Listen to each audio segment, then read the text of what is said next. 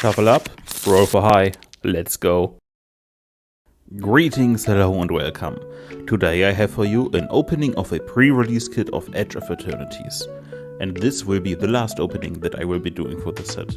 In addition to the opening, I will also show you the process of my deck construction and how the deck turned out. Let's dive right into the pre-release kit.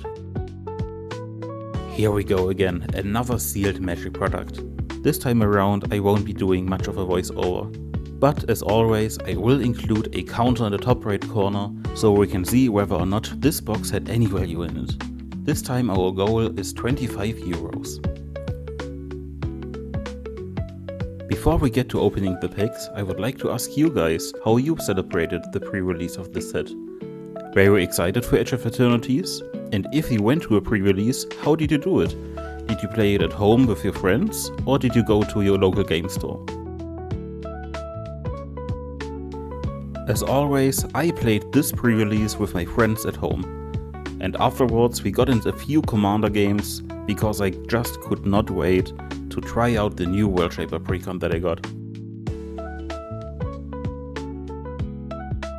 Let's get right into the packs.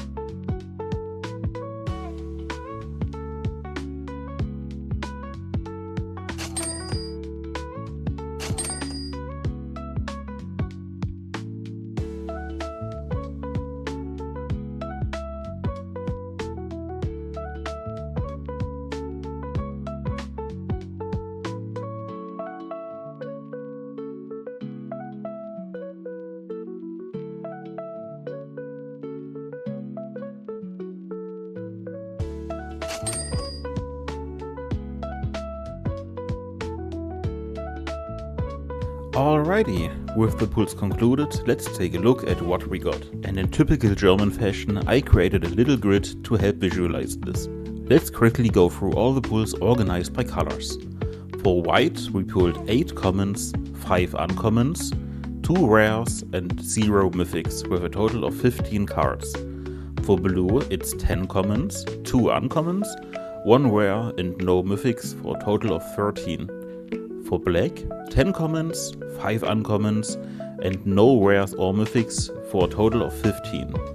For red, it's 6 commons, 6 uncommons, 1 rare, no mythics for a total of 13 as well. And for green, it's 9 commons, 4 uncommons, 2 rares and our one and only mythic with a total of 16. I also decided against including the colorless and multicolor cards into this grid because they didn't really fit into any game plan that I could come up with on the pre-release night. After organizing all my pulls into little piles, I was able to form a game plan.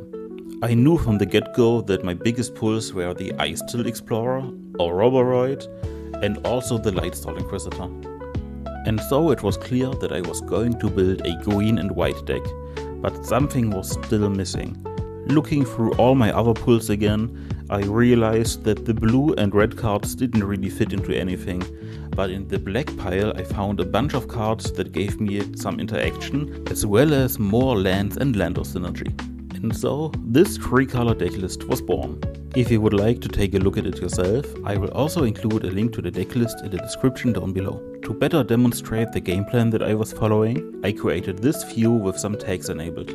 First up, we have some cards that synergize well with 1/1 counters, like the Dogworker Drone, the Hemosymbic Might, or Riftblade Enhancer. Those cards serve as a solid base to buff my creatures up and also share those buffs with other creatures. Next, we have a small handful of good stuff cards, like the Felgraf Ship, which is a spacecraft that allows me to recycle lost wincons back from the graveyard, in addition to being a flying lifelink creature itself. The Mightform Harmonizer, on the other hand, is a huge help when it comes to closing out games. Its landfall can be used multiple times by saving up some lander tokens. Another very important category is the interaction list. I think most cards here are quite self-explanatory, but I would like to give some special attention to Temporal Intervention, just because activating its Void cost reduction effect is very easy by sacrificing one of the many lander tokens that you can create with this deck. Serving as the last big category is the Lander and Ramp category, which is filled to the brim with cards that either give me direct ramp or create lander tokens to use later. Due to the ramp-heavy playstyle of this deck and me putting in a little bit more non-land cards, I decided for going with 20 lands this time around. I also included the Stirring Wildwood that I pulled. With all the ramp included, this allows me to have an additional creature at the ready anytime. And lastly, we come to the wincons, the heavy hitters of this deck, with the Dawnstrike Vanguard and Ouroboros, which both buff my entire board with 1/1 counters each turn, and the Harmonious Growth Strider, which grows with the amount of lands that I control. Looking at this decklist now, I'm quite happy with how it turned out. It's really well rounded and the only thing that's really missing is some card draw. What do you think about this decklist? And with that, we have reached the end of this video. Thank you very much for watching. Please make sure to share your personal pre-release experiences with me in the comments down below. And now that we are done with all the Edge of Eternities openings, I would like to ask you what content you would like to see from me next. As of now, it will either be a full deck profile of one of my commander decks or some homebrew stuff with custom cards. If you're interested in seeing any of this, don't forget to like and subscribe. This has been Kletjas, till next time.